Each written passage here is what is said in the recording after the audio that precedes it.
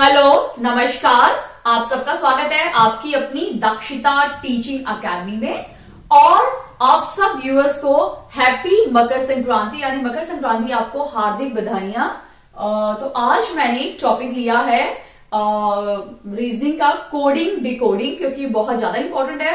वैसे तो हम सबको पता है कि कोडिंग डिकोडिंग केवीएस में, चाहे वो पीजीटी की बात करे, टीजीटी की बात करे या पीआरटी की बात करे, सिर्फ 5 नंबर की आएगी। बट वो 5 नंबर बहुत ज्यादा इंपॉर्टेंट है। वो आप सब अच्छे से समझते हैं कि 5 मार्क्स या 1 नंबर या डेसिमल पॉइंट का कितना बड़ा इंपॉर्टेंट रोल प्ले करता है हमारी लाइफ में। क्लियर? तो आइए हम स्टार्ट करते हैं रीजनिंग का। अगर आप देखोगे तो रीजनिंग में कुछ टॉपिक है जो जिनमें से क्वेश्चन 110% हर एग्जाम में पूछा जाता है। आप चाहे वो बैंकिंग ले लीजिए या पुलिस एग्जाम ले लीजिए या एसएससी का कोई एग्जाम ले लीजिए, क्लियर, या यूपीएससी का कोई एग्जाम ले लीजिए। इसका मतलब अगर आप देखेंगे तो रीजनिंग में कोडिंग डिकोडिंग एक ऐसा टॉपिक है, या डिस्टेंस एंड डायरेक्शन, या हम बोल सकते हैं ब्लड रिलेशन, ऐसे टॉपिक्स हैं जो 110% एक या 2 क्वेश्चन जरूर, क्योंकि चांसेस ही 5 क्वेश्चन है तो ऑब्वियसली बात है रिपीट तो होगा नहीं, अलग अलग पूछे जाएंगे, लेकिन इनमें से एक क्वेश्चन कोडिंग डिकोडिंग का आने का पूरे चांसेस है। क्लियर? तो हम वीडियो स्टार्ट करते हैं। सबसे पहले आपको इंपॉर्टेंट है कोडिंग डिकोडिंग के लिए आपको अल्फाबेट्स याद होने चाहिए।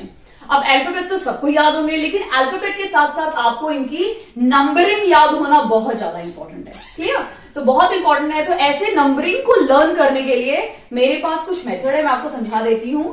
सबसे पहला मेथड है इजोटी, EJOTY, इजोटी। अब आप बोलोगे मैम ये इजोटी कौन है या क्या है, तो मैं आपको बताना चाहती हूं कि इजोटी है, मैंने क्या किया, हर एक 5वां अक्षर यानी ABCDE, ये जो E 5th है ये मैंने ले लिया, 6, 7, 8, 9, 10, 10th है J, वो मैंने ले लिया, 11, 12, 13, 14, 15 O है, वो मैंने ले लिया, ठीक है, PQRST 20 ले लिया, एंड 25। यानी अगर आपको ये इजोटी लर्न हो गया, इसका मतलब ये इजोटी हर एक 5वें नंबर पे है। यानी ये 5 नंबर है, ये 10 है, ये 15 है, ये 20 है और ये 25 है।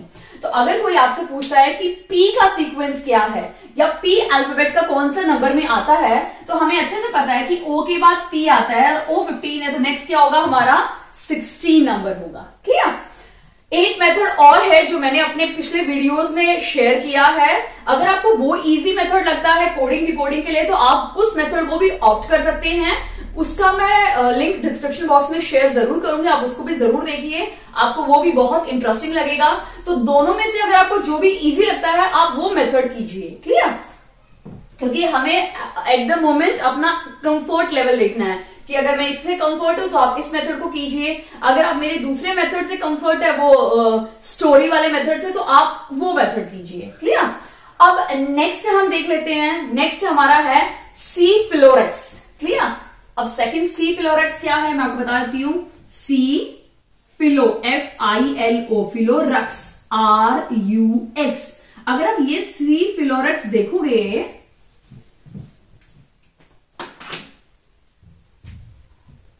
अगर आप ये सी फिलोरेक्स देखोगे तो आपको मैं बता देती हूं कि सी हमारा तीसरा नंबर है, फिर छठा नंबर F है, फिर 9वां नंबर I है, फिर 12वां नंबर। मैंने यहाँ पे 3-3 के सीक्वेंस में नंबर्स को लिया है, यानी यहाँ पे 3-3 का बन रहा है। जैसे ये 3 नंबर है, ये 6 है, ये 9 है, ठीक है, 12 है, 15 है, 18 है, 21 है एंड 24 है। तो आपको जो इजी लगता है, आपको इजोटी लर्न करना ज्यादा इजी लगता है तो आप इजोटी लर्न कर लीजिए। अगर आप बोलोगे कि नहीं मैम ये सी फिलोरेक्स मुझे ज्यादा इजी लगता है क्योंकि ये कुछ दवाइयों जैसा नाम है, तो आप इसको भी लर्न कर सकते हैं, सी फिलोरक्स। क्लियर? तो इनको अगर आप लर्न कर लेते हैं तो अगर आपसे कोई पूछता है कि जे की क्या है, तो आप झट से बता सकते हैं, क्योंकि आई के बाद जे आता है, तो जे हमारा कौन सा नंबर हो जाता है, 10th नंबर हो जाता है। कोई अगर आपसे एम पूछता है तो एम हमारा कब आता है, एल के बाद आता है, ठीक है। तो एम क्या हो जाएगा, अगर हमारा एल 12 है तो ऑब्वियसली बात है एम क्या हो जाएगा, हमारा 13 नंबर हो जाएगा। क्लियर? तो आपको जो भी इजी लगता है, इजोटी से लर्न करना है आप वो लर्न कर लीजिए। अगर आपको सी फिलोरेक्स इजी लगता है तो आपको जो इजी लगता है आप उसको लर्न कर लीजिए। क्लियर? तो ये तो हो गई हमारे कैसे अल्फाबेट्स के नंबर्स को लर्न करना है, ठीक है। तो आपको ये अल्फाबेट्स दो तरीके से लर्न करने हैं। सबसे पहला तरीका है फॉरवर्ड, ठीक है, फॉरवर्ड सीरीज, ठीक है। फॉरवर्ड सीरीज का मतलब होता है कि जब हम ए बी सी डी और जेड तक नंबर्स को लर्न करते हैं, ठीक है, A1 है, ये 2 है, ये 3 है, ये 4 है, इस तरह से अगर आप जैसे मैंने लिखा है वैसे लर्न करेंगे तो उसे हम बोलते हैं फॉरवर्ड सीरीज, क्लियर। फिर एक दूसरा आता है बैकवर्ड सीरीज, क्लियर। सेकेंड हमारी आती है बैकवर्ड सीरीज। अब बैकवर्ड का मतलब ये होता है जब पीछे से शुरू करते हैं, जैसे Z, Y, X, dot dot dot A, clear. जब हम पीछे से शुरू करेंगे यानी अब Z का नंबर क्या हो जाएगा हमारा नंबर 1, ये नंबर 2, ये नंबर 3 और इस तरह से चलते चलते हमारा जो A है वो क्या हो जाएगा नंबर 26। ऐसी सीरीज को जब हम उल्टी सीरीज लेके जाते हैं उस सीरीज को हम बोलते हैं बैकवर्ड सीरीज, या हम उसको एक और नाम दे सकते हैं रिवर्स सीरीज। इसको हम रिवर्स सीरीज भी बोल देते हैं। फॉरवर्ड आगे बढ़ना, रिवर्स पीछे जाना, ठीक है। तो जब हम पीछे जाएंगे या बैकवर्ड सीरीज, इन दोनों सीरीज को हम क्या बोलते हैं फॉरवर्ड एंड बैकवर्ड। बैकवर्ड को हम रिवर्स भी बोलते हैं, क्लियर। आई होप आपको अच्छे से समझ में आ गया है। अब एक चीज मैं आपको एक चीज और समझाना चाहती हूँ कि कई बार क्या होता है कि मैम ये रिवर्स वाले नंबर्स में थोड़ा डिफिकल्टी होती है। भाई हम फॉरवर्ड तो लर्न कर ही लेते हैं बट बैकवर्ड में डिफिकल्टी हो जाती है, तो उसके लिए भी एक मेथड है। अगर आप देखेंगे तो ए का फॉरवर्ड क्या है हमारा, ए का फॉरवर्ड काउंटिंग क्या है 1, ए की बैकवर्ड काउंटिंग या हम बोल सकते हैं रिवर्स काउंटिंग क्या है ए की 26। अगर इन दोनों को ऐड करोगे तो टोटल क्या हो गया 27, ठीक है। ए का 27 हो गया, वैसे ही जेड का भी 27 हो जाएगा। तो अगर आपको ए की फॉरवर्ड काउंटिंग पता है तो बैकवर्ड आप निकाल सकते हो ना 27 माइनस 1 करके, ठीक है। हम देखते हैं अगर सपोज हम निकालते हैं वी की, ठीक है। अब वी का हमारा क्या है 22 फॉरवर्ड नंबर है, हमें इसका बैकवर्ड नंबर निकालना है। तो हम सिर्फ 27 से 22 को माइनस करेंगे तो 5 आएगा, यानी जो वी की रिवर्स काउंटिंग है वो कितनी है 5 नंबर, क्लियर। तो आप इस मेथड से भी अपनी रिवर्स या फॉरवर्ड काउंटिंग, अगर आपको एक याद है फॉरवर्ड तो आप रिवर्स अच्छे से निकाल सकते हैं, क्लियर। कोई दिक्कत नहीं होगी आपको, ठीक है। तो ये चीजें आपको कुछ चीजें ऐसी होती है जैसे हमें छोटे बच्चों को सिखाया जाता है एलकेजी यूकेजी में, भाई एबीसीडी तो पढ़ लो आप, ठीक है। एलकेजी नर्सरी से हम स्टार्ट करते हैं, एलकेजी यूकेजी में भी बच्चों को परखते हैं कि क्या उसे एबीसीडी सारे अच्छे से लर्न हो गए हैं। उसके बाद 2 वर्ड सिखाते हैं, फिर 3 वर्ड्स वाले सेंटेंसेस या वर्ड्स बनाना सिखाते हैं, ठीक है। 2 अल्फाबेट से यूज करके वर्ड्स बनाना सिखाते हैं, फिर 3 अल्फाबेट से यूज करके वर्ड्स बनाना सिखाते हैं। फर्स्ट सेकंड तक बच्चा आता है तो सेंटेंस पे आ जाता है। तो इसी तरह से ये जो कोडिंग डिकोडिंग का ये जो बेसिक कॉन्सेप्ट है ये आपको लर्न करना है, क्योंकि एबीसीडी हमें आता है तो हमें सिर्फ नंबर्स लर्न करने हैं, रिवर्स और बैकवर्ड, क्लियर। अब अगर आप इस तरफ देखेंगे तो कुछ टाइप्स ऑफ कोडिंग हमसे बार बार एग्जाम में पूछी जाती है। इसके बाहर आपको कोई कोडिंग नहीं आएगी। तो अगर आपको ये सारी कोडिंग आ गई ना तो उसके बाद आप आराम से अपने कोड्स को क्रैक कर सकते हैं, क्लियर। सबसे पहले आता है बेसिक कोडिंग, और सब पे हम एक एक क्वेश्चन जरूर करेंगे तो आपको अच्छे समझ में आएगा कि बेसिक कोडिंग क्या होती है, ठीक है। बेसिक कोडिंग में आपका फॉरवर्ड और बैकवर्ड दोनों आते हैं, यानी फॉरवर्ड और रिवर्स भी इसी में आ जाता है, क्लियर। कई बार अलग से भी रिवर्स पूछा जाता है लेकिन फॉरवर्ड इसी में आता है, क्लियर। उसके बाद आता है एक ऑर्डर कोडिंग, सब्स्टिट्यूशन कोडिंग, हमारे नंबर्स को सब्स्टिट्यूट किया जाता है, नंबर्स के फॉर्म में coding, conditional coding and message coding. तो 1 बाय 1 करके हम सभी कोडिंग को एक एक करके इस पे बेस्ड क्वेश्चंस करेंगे ताकि आपको अच्छे से और क्लैरिटी मिल जाए कि ये टाइप्स ऑफ कोडिंग एग्जैक्टली है क्या, क्लियर। तो हम सबसे पहले स्टार्ट करते हैं बेसिक कोडिंग से, क्लियर। सबसे पहला क्वेश्चन मैंने लिया है इन अ सर्टेन कोड लैंग्वेज, ये मैंने लिया है बेसिक कोडिंग का, यानी जो मैंने सबसे पहले आपके साथ डिस्कस किया बेसिक कोडिंग, मैं उस पर एक क्वेश्चन कराने वाली हूं आपको। In a certain code language grasp, ठीक है। तो GRASP, ग्रास्प का कोड क्या दिया हुआ है BMVNK, ये हमें कोड दिया हुआ है, ठीक है। What will be the code for crane, तो हमें किसका कोड निकालना है, क्रेन का कोड निकालना है। क्लियर?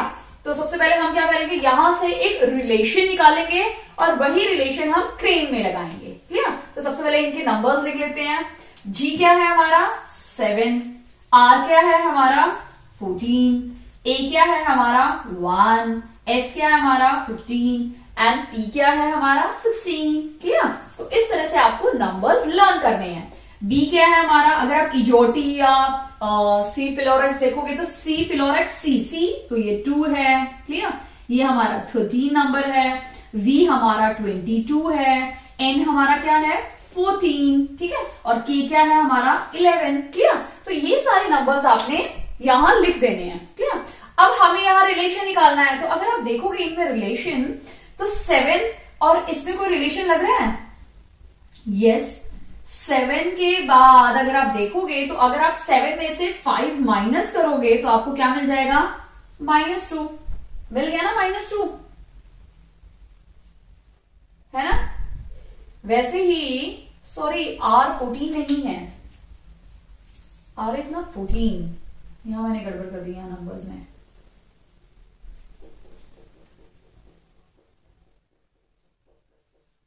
ठीक है, दिस 16 इज ओके।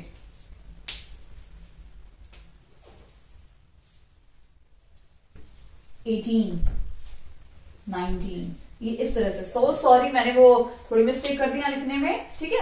तो अब अगर आप देखोगे तो 5 में से मैंने -2 किया तो मेरा क्या आ गया, 2 आ गया। वैसे ही मैं अगर 18 में से -5 करूंगी तो फिर से मेरा 13 आ गया। क्लियर?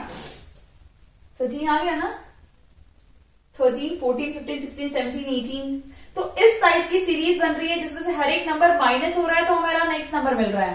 तो अब हम सेकंड लास्ट वाला भी चेक कर लेते हैं। 16 में से भी मैंने -5 किया तो मुझे 11 मिल गया। क्लियर? 1 में से -5 करोगे तो आप बोलोगे अरे मैम 1 में से -5 करोगे तो 22 कैसे मिलेगा? ऐसा नहीं है, ये सारी क्या है, रिवर्स काउंटिंग हो रही है। अगर आप अल्फाबेट में देखोगे ABCD में तो आप देखोगे कि आपका G यहां है और B यहां है, तो ये रिवर्स में जा रहा है। तो वैसे ही A हमारे यहाँ है तो ऑब्वियसली वो भी रिवर्स में जाएगा, यानी पीछे की तरफ जाएगा। उस हिसाब से हमारा A का क्या वैल्यू आएगी, 22। वैसे ही 19 में से अगर आप -5 करेंगे तो हमारा 14 मिल जाएगा। यानी अगर आप सीरीज को ध्यान से देखोगे तो यहाँ पे हर एक नंबर में से -5 कर रहे हैं तो हमारा क्या नेक्स्ट नंबर आ रहा है। क्लियर? तो वही सेम हम किस में लगाएंगे, क्रेन में लगाने वाले हैं। क्लियर? तो अभी हम वही सारी चीजें क्रेन में लगा देंगे तो हमें आंसर मिल जाएगा। क्रेन में देख लेते हैं। -5 का हमें एक बार में देख के पता चल गया -5 है। तो अभी हमें आंसर फटाफट निकालना है क्योंकि टाइम बहुत कम है। अगर हम रीजनिंग में टाइम बचाएंगे तो हम बाकी टाइम हमारे मैथ्स में या किसी और सेक्शन में लगा सकते हैं। तो सबसे पहले आपको ये देखना है कि C में से -5 करोगे तो आपका क्या आंसर आएगा, या 5 में से E में से -5 करोगे तो आपका क्या आएगा, E, D, C, B, A और Z।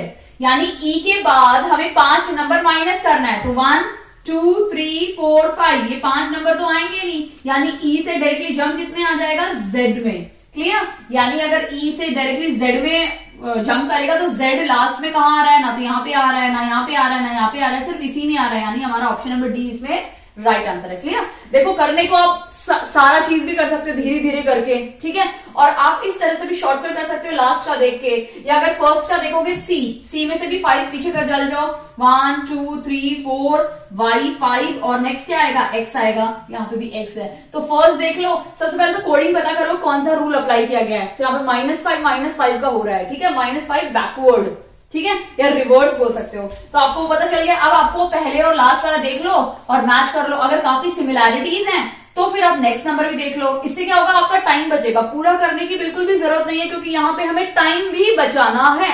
अगर हम किसी चीज की तैयारी कर रहे हैं तो कम से कम समय में करना है और हमें वहां टाइम बचा के कहीं और क्वेश्चन में लगाना है। तो जो मैथ्स की तैयारी कर रहे हैं, ऑब्वियसली टीजीटी मैथ्स में आपको काफी टाइम चाहिए होता है क्वेश्चन सॉल्व करने के लिए। कोई भी पेपर कीजिए, आप टीजीटी साइंस कर रहे हैं या टीजीटी इंग्लिश कर रहे हैं, तो आपको पढ़ना है, सोचना है। ठीक है? और यहाँ पे क्या है, आपको सोचना है और करना है। तो ये चीज बढ़ा सकते हो। इसको बढ़ाना डिफिकल्ट हो रहा था बट इसको तो बढ़ा सकते हो ना। तो इसको बढ़ा के अपना टाइम बचा लो और बाकी किसी और सेक्शन में लगा दो। क्लियर? आई होप आपको अच्छे समझ में आ गया है। तो अगर आप देखोगे बेसिक कोडिंग में क्या होगा, आपको किस टाइप के क्वेश्चंस मिलेंगे बेसिक कोडिंग में, या फिर तो +1 होगा या -1 होगा, +2 होगा, -2 होगा, +3 होगा, -3 होगा, +4 होगा, -4 होगा। इस टाइप के क्वेश्चन आपके आने वाले हैं बेसिक कोडिंग में। यार ये फॉरवर्ड भी हो सकता है, रिवर्स भी हो सकता है। देखो रिवर्स भी है और फॉरवर्ड भी है, क्लियर, दोनों ही बेसिक कोडिंग में आपके पूछे जा सकते हैं। इवन अलग से भी मैंने लिखा है, क्लियर। तो फॉरवर्ड, बैकवर्ड या +2, +3 ऐसा भी बन सकता है, ऑल्टरनेटिव, प्लस माइनस, इस तरह की सीरीज भी आपकी बेसिक में आएगी, क्लियर। अब हम नेक्स्ट देखते हैं ऑर्डर। हम अगर आपका बेसिक कोडिंग काफी हद तक क्लियर हो गया है तो प्लीज मुझे कमेंट सेक्शन में कमेंट करके बताइए कि आपका बेसिक कोडिंग क्लियर हो गया है। अब आप बेसिक कोडिंग के टाइप के कोई भी क्वेश्चन आएगा आप जरूर अटेम्प्ट कर पाएंगे। अब हम देखते हैं ऑर्डर बेस्ड कोडिंग, ठीक है, ऑर्डर बेस्ड कोडिंग। कई बार क्या होता है कि हमारी जो कोडिंग होती है ना उसमें ना तो हमें कुछ ऐड करना होता है ना ही सब्ट्रैक्ट करना होता है, जो नंबर दिया हुआ है ना उसी को शफल करके दिया जाता है, ठीक है। जैसे हम देख लेते हैं मोबाइल, ठीक है, मोबाइल की कोडिंग क्या है, LEIOBM, ठीक है, ये मोबाइल की कोडिंग है। अगर आप ध्यान देंगे तो यहाँ पे MOBILE, मतलब ये जितने अल्फाबेट्स है यहाँ पे भी उतने ही अल्फाबेट है, कोई एक्स्ट्रा ऐड नहीं हुआ ना ही कोई एक्स्ट्रा सब्ट्रैक्ट हुआ है, ठीक है। जब इस टाइप की कोडिंग आती है उसको हम बोलते हैं ऑर्डर बेस्ड कोडिंग। ऐसी कोडिंग को हमें करना क्या है, नंबर्स देने हैं 1 2 3 4 5 6, हमने यहाँ पे नंबरिंग कर दी। अब देखते हैं यहाँ पे वो नंबरिंग कैसे दी हुई है, 1 2 3 4 यहाँ पे नहीं है, 4 ये है, 4 5 और 6, ठीक है। आपको समझ में आ गया, यानी क्या किया है यहाँ पे 5 6 सेम लिखा है, फिर 4 एज इट इज लिखा है, क्लियर, फिर 2 3 एज इट इज लिखा है, 1 एज इट इज लिखा है। तो इसी तरह की कोडिंग आपको लैपटॉप की बनानी है, क्लियर। तो हम लैपटॉप लिख देते हैं और उसकी कोडिंग बना देते हैं। अब लैपटॉप में भी क्या किया हुआ है, यहाँ पे नंबर्स लिखने हैं तो आप लिख सकते हैं, अदरवाइज इसको डायरेक्टली भी लिख सकते हैं। तो सबसे पहले मैंने आपको बताया था कि यहाँ पे अभी हमें स्मार्ट वर्क करना है, ठीक है, क्योंकि समय बहुत कम है हमारे पास। तो स्मार्ट वर्क के लिए हम क्या करेंगे, सबसे पहला वर्ड क्या था यहाँ पे 6 कहां पे है, सबसे लास्ट क्या है 1 है, और 1 यहाँ पे, यानी सबसे लास्ट में L आ जाएगा यहाँ पे, क्लियर।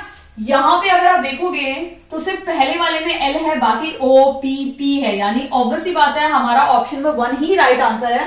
बट फिर भी अगर आपको लिखना है पूरा तो आप लिख सकते हैं। उसके बाद 3 है, 3 हमारा P है, उसके बाद 2 है हमारा A है, उसके बाद 4 है, ठीक है, वो हमारा T है, और 5 6 एज इट इज लिखा है तो OP हम इसको एज इट इज लिख देते हैं, यानी ये हमारा इसका राइट आंसर है, क्लियर। आई होप आपको अच्छी समझ में आ गया है। बहुत इजी है, अगर आपका ऑर्डर बेस्ड आया तो आपको हार्डली कुछ सेकंड लगेंगे और आपका आंसर मिल जाएगा।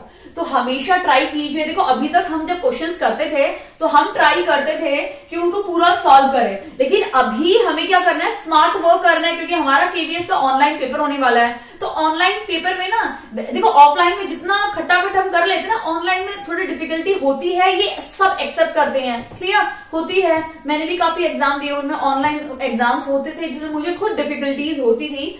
और क्या होता है, अल्टीमेटली आपकी स्पीड, क्योंकि आपको क्लिक करना, सेव करना, उसमें भी आपका कुछ सेकंड्स चले जाते हैं ना, तो उसके लिए हम क्या कर सकते हैं, स्मार्ट वर्क कर सकते हैं। हम यहाँ पे स्मार्ट मूव करके अपना रीजनिंग से टाइम बचा के किसी और क्वेश्चन में अप्लाई कर सकते हैं, क्लियर। अब हम एक और क्वेश्चन देखते हैं ऑर्डर बेस्ड पे, देखते हैं सेम ये हमारा ऑर्डर बेस्ड ही है। अब इसको फिर से नंबरिंग कर देते हैं, कोई भी नंबर बाहर नहीं है तो इसको 1 2 3 4 5 6 7 मैंने नंबरिंग कर दी है। अब वहां देखते हैं कैसे नंबरिंग हो रही है, 3 2 1, यानी यहां पे जो था वो उल्टा हो गया है, उसके बाद 4 एज इट इज है, और 7 6 5, ठीक है, आपने नंबरिंग देख ली है। वैसे अभी हम डिसलाइक की नंबरिंग करते हैं, 1 2 3 4 5 6 7, ठीक है। तो सबसे पहले क्या है, लास्ट में 5 है, 5 नंबर कौन सा है, I, ठीक है, I लास्ट में आएगा। उसके बाद क्या है हमारा 6 और 7, यानी KE। उसके बाद क्या है 4 एज इट इज है, यानी L एज इट इज रहेगा, और यहाँ पे जो 3 2 1 है उसको लिख देते हैं, यानी SID, 3 2 1, यानी डिसलाइक का जो ऑप्शन है वो हमारा राइट आंसर ये है। क्लियर? आई होप आपको अच्छे समझ में आ गया है। आप घर पे और ज्यादा प्रैक्टिस कर सकते हैं ऑर्डर कोडिंग का या बेसिक कोडिंग का, जो मैंने ये 2 आपके साथ कवर करा दिए हैं, 1 और 2। अब हम नेक्स्ट देखते हैं सब्स्टिट्यूशन कोडिंग। थर्ड कोडिंग देखेंगे, वो है हमारी सब्स्टिट्यूशन कोडिंग। यानी अगर आप शब्द देखेंगे सब्स्टिट्यूशन यानी किसी चीज को सब्स्टिट्यूट करना। ठीक है, तो अब यहां पे अगर हम देखते हैं in a certain code language, hard को हमने लिखा है इस तरह से, तो HARD हार्ड को हमने क्या लिखा है 1 3 5 7। क्लियर? और हमने सॉफ्ट को लिखा है, सॉफ्ट को क्या है 2 4 6 8। क्लियर? अभी हमें लिखना किस नंबर को है 2 1 4 4 8। अगर आप देखेंगे तो ये जो नंबर है 2 1 4 4 8, सबसे पहले मैं आपको एक चीज बता दूं, सब्स्टिट्यूशन को हम रिप्लेसमेंट भी बोलते हैं, रिप्लेसमेंट कोडिंग, यानी यहां पे सिर्फ चीजें रिप्लेस होंगी। क्लियर? अब अगर आप यहां देखेंगे 2 1 4 4 8, 2 1 4 4 8, यानी आपका ही जो ये क्वेश्चन पूछा गया है इसका आंसर इन्हीं 2 कोड के अंदर है। ये जो दिए हुए हैं ना ऑलरेडी इन्हीं दोनों के अंदर है। क्लियर? यानी 2 क्या है आपका S है, लिख दो S। 1 क्या है आपका H है, लिख दो यहां पे SH। तो सारे के सारे हैं। हमें लास्ट से हमेशा शुरुआत करनी चाहिए, क्योंकि अक्सर लास्ट में हम जल्दी से आंसर को पकड़ लेते हैं। ठीक है, अगर आप देखोगे 8T है तो यहाँ पे लास्ट में T है, सब में लास्ट में T है। उसके पहले शब्द क्या है 4, और 4 क्या है हमारा O, और ये दोनों ही O है, तो SHOOT शूट, यानी ऑप्शन नंबर C इसमें इसका राइट आंसर है। क्लियर? रिप्लेसमेंट या सब्स्टिट्यूशन में कुछ भी नहीं करना, आपको यहीं से वैल्यू निकाल के सब्स्टिट्यूट करनी है इसमें। क्लियर? हम एक और क्वेश्चन कर लेते हैं इस पे बेस्ड। अगर आपको इन बिटवीन कोई भी डाउट आता है तो प्लीज जरूर मुझे कमेंट सेक्शन में कमेंट करके बताइए।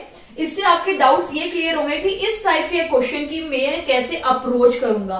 क्या मैं ऑर्डर बेस्ड लूंगा, या सब्स्टिट्यूशन करने वाला हूं, या मैं बेसिक कोडिंग से ही काम चला लूंगा। तो इस तरह से अगर हम टाइप्स करेंगे ना तो आपको ही समझ में आएगा कि आपको अप्रोच कौन सी कोडिंग से शुरू करनी है। यानी इस क्वेश्चन में देखते आपको थोड़ा सा तो समझ में आ जाएगा कि इस क्वेश्चन में किस टाइप की कोडिंग आपको लगानी है। क्लियर? अब हम इस पे बेस्ड एक और क्वेश्चन कर लेते हैं।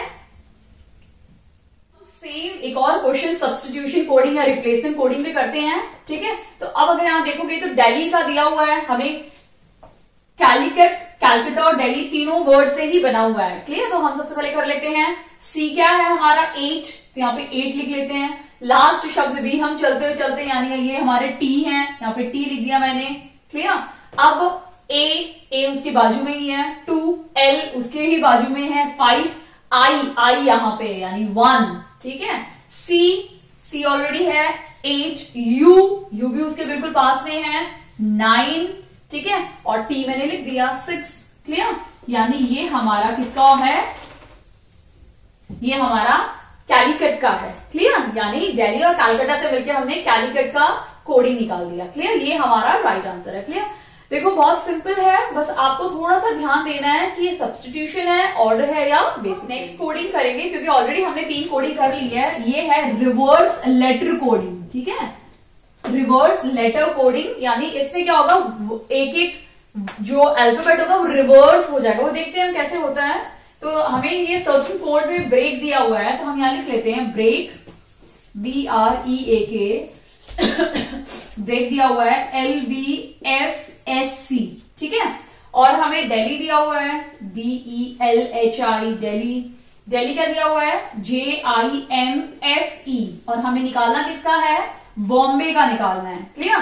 तो अगर आप यहां ध्यान दोगे कि आपको कोई किसी टाइप का लग रहा है यहाँ पे, अगर आप यहां इस टाइप से, क्योंकि मैंने तो ऑलरेडी आपको बताया हम रिवर्स कर रहे हैं तो आपका दिमाग में होगा, बट अगर कभी भी इस टाइप से आप स्टक हो जाओ तो सबसे पहला काम आपको क्या करना है, आपको सबसे पहले नंबर्स लिख लेने हैं। ठीक है, आपको सबसे पहले क्या करना है, नंबर्स लिख लेने हैं। तो हम यहाँ पे नंबर लिख लेते हैं। ये क्या हो जाएगा 2, ये क्या हो जाएगा 18, ये क्या हो जाएगा 5, ये क्या हो जाएगा 1, और के क्या है हमारा 11। यानी कि हमने यहाँ पे नंबरिंग लिख ली तो हम इस तरफ भी नंबरिंग लिख लेते हैं। तो ये क्या हो जाएगा हमारा 12, बी क्या है 2, एफ क्या है 6, ठीक है।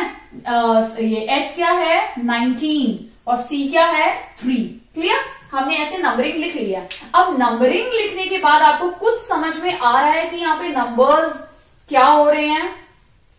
अगर आप देखेंगे तो 11 के बाद क्या आ रहा है 12, यानी हमने जब +1 किया तो 12 आ गया, यानी यहां से ये रिवर्स हो रहा है, कम होता जा रहा है। ठीक है, 1 में हमने फिर से +1 किया तो 2 मिल गया हमें, 5 में भी हमने +1 किया तो हमें 6 मिल गया, 18 में भी +1 करेंगे तो हमें 19 मिल जाएगा, और 2 में भी हमने +1 किया तो हमें क्या मिल गया 3 मिल गया। यानी इस फर्स्ट से हमें ये तो समझ में आ गया है कि हम अगर इनमें +1 करते हैं तो हमें ये वैल्यू मिल जा रही है। क्लियर, अब हम सेकंड दिल्ली वाले का भी चेक कर लेते हैं, क्या दिल्ली वाले का भी यही सेम रूल हमें बता रहा है।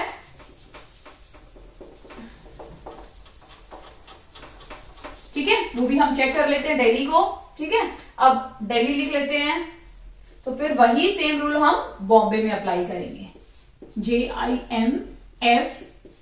क्लियर, अब D की क्या वैल्यू है 4, E की क्या वैल्यू है 5, L की क्या वैल्यू है 12, H की क्या वैल्यू है H 8 एंड I की क्या वैल्यू है 9, 8 के बाद 9। ठीक है, J की क्या वैल्यू है HIJ तो 10। ठीक है, ये I है JI, I की क्या वैल्यू है 9, M की क्या वैल्यू है 13, F की क्या वैल्यू है 6 एंड 5। क्लियर, ये सारी वैल्यू क्लियर हो गई है। अब हम चेक करते हैं, देखो 9 के बाद फिर से हमने +1 किया तो 10 मिल गया, 8 के बाद 9 मिल गया, 12 के बाद 13 मिल गया, 5 के बाद 6 मिल गया और 4 के बाद 5 मिल गया। यानी हमने सभी नंबर्स में +1 ऐड किया तो हमें नेक्स्ट नंबर मिल गया। यानी हमें ये तो पता चल गया है कि कौन सी कोडिंग यहां अप्लाई की जा रही है। क्लियर, अब वही सेम कोडिंग हम किसमें अप्लाई करेंगे बॉम्बे में। क्लियर, तो बॉम्बे के नंबर्स, तो B के बाद क्या आएगा हमारा C। ठीक है, सॉरी हमें रिवर्स में जाना है, सॉरी रिवर्स में जाना है। तो B से पहले क्या आएगा हमारा, मैं यहां लिख देती हूं बॉम्बे, नहीं तो मैं भी वहां पे लिखते समय कंफ्यूज हो जा रही हूं। तो बॉम्बे में सबसे पहले Y में +1 किया तो हमारा Z आ गया।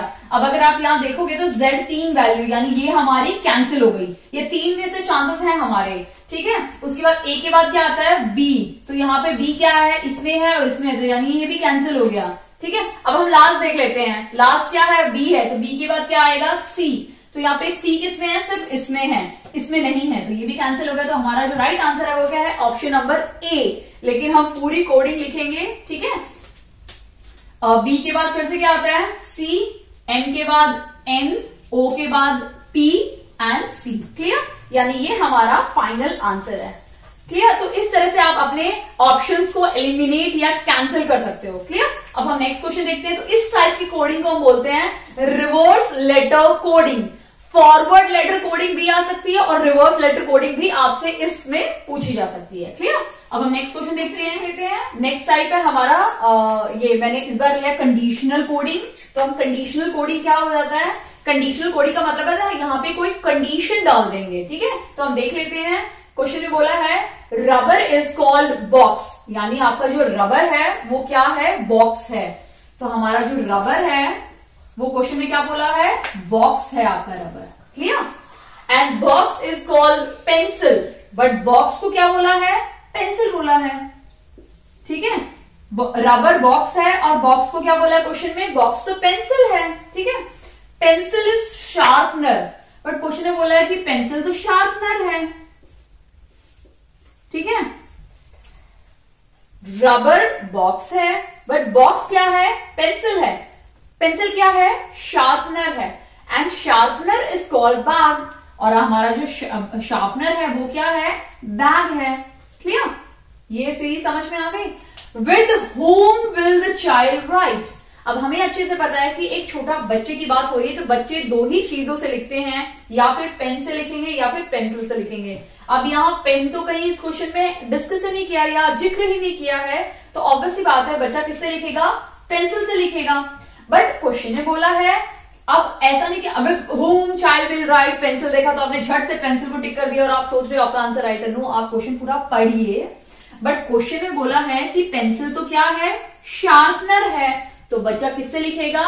शार्पनर से लिखेगा। यानी हमारा यहाँ पे जो आंसर है वो है ऑप्शन नंबर डी, ना कि ऑप्शन नंबर सी।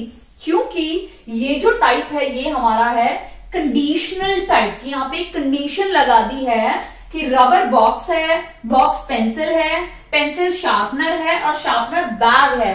अब क्वेश्चन ने पूछा है कि बच्चा किससे लिखेगा, तो ऑब्वियसली बात है बच्चा पेंसिल से, बट पेंसिल यहाँ पे शार्पनर है। अगर पूछा होता कि बच्चा किससे इरेज करेगा, तो ऑब्वियसली हमें पता है कि बच्चा तो रबर से इरेज करेगा, बट क्वेश्चन में रबर क्या बोला है? बॉक्स। तो बच्चा किससे इरेज करेगा? बॉक्स से इरेज करेगा। अगर पूछा होता क्वेश्चन में बच्चा किसमें अपनी बुक्स रखेगा, तो ऑब्वियसली आता है बैग है, बट क्वेश्चन में क्या बोला है?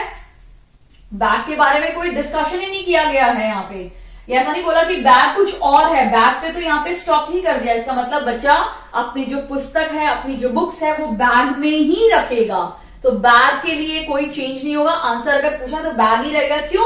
क्योंकि बैग के लिए कोई कंडीशन दी गई है। कंडीशन सिर्फ रबर, बॉक्स, पेंसिल और शार्पनर के लिए दी गई है। बैग के लिए कोई कंडीशन नहीं है।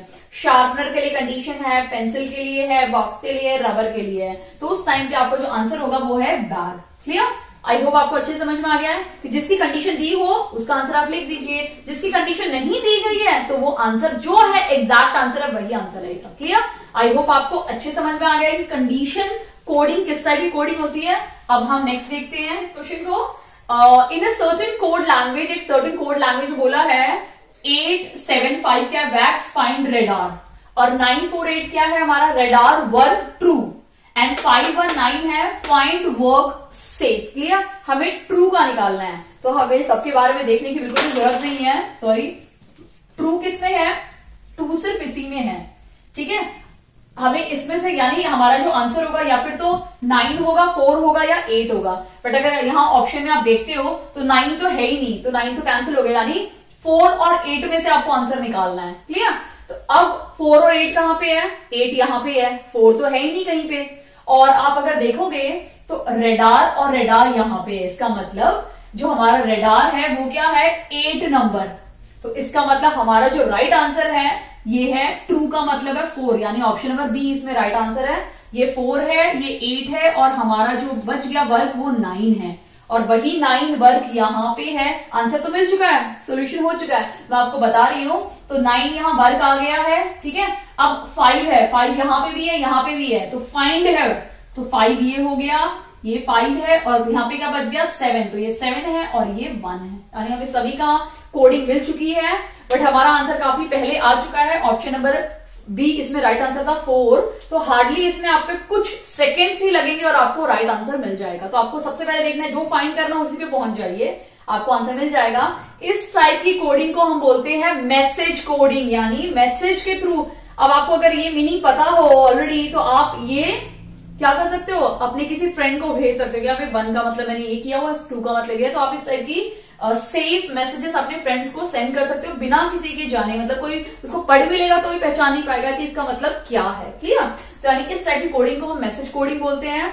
आई होप आपको ये सारे टाइप की कोडिंग अच्छे से समझ में आ गई है, कोई भी डाउट नहीं है। मैंने एक नंबर कोडिंग नहीं कराई है, नंबर कोडिंग बहुत सिंपल है, नंबर्स पे है, यानी इस तरफ भी नंबर होगा और इस तरफ भी कोई नंबर होगा। क्लियर? तो नंबर्स में भी ये है प्लस माइनस ऑल्टरनेटिव, इसीलिए मैंने ये स्किप किया है। क्लियर? आई होप आपको अच्छी समझ में आ गया है। अगर आपको कोई भी डाउट है इन सभी कोडिंग में से तो आप मुझसे पूछ सकते हैं। आगे मैं नेक्स्ट टॉपिक भी लूंगी रीजनिंग के, और जब मेरे सारे टॉपिक फिनिश हो जाएंगे रीजनिंग के एक रिविजन के तौर पे, उसके बाद हम कुछ एक्स्ट्रा क्वेश्चंस सॉल्व करेंगे आपके रीजनिंग से। तो डेली मैं एक एक सेट लूंगी और रीजनिंग के क्वेश्चंस आपके साथ सॉल्व करवाऊंगी। क्लियर? अगर आपको वीडियो अच्छी लगे तो प्लीज इस वीडियो को लाइक कीजिए, चैनल पे नए हैं तो प्लीज चैनल को सब्सक्राइब कीजिए, दक्षता टीचिंग अकेडमी।